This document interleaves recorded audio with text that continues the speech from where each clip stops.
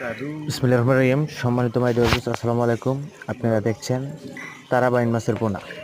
এই মাছগুলো আপনি পুকুরে কিংবা বায়োফ্লাকে চাষ করতে পারবেন। এই মাছগুলো প্রায় 500 থেকে 800 মাছে 1 কেজি। এই মাছগুলো ক্রয় করতে আমাদের স্ক্রিনে দেওয়া নাম্বারে যোগাযোগ করুন। আর এই মাছগুলো সারা বাংলাদেশে হোম ডেলিভারি দেওয়া হয়। ধন্যবাদ। ভিডিওটি ভালো লাগলে সাবস্ক্রাইব করে দিবেন আর পরবর্তী ভিডিওগুলো পেতে আমাদেরকে সাহায্য করবেন।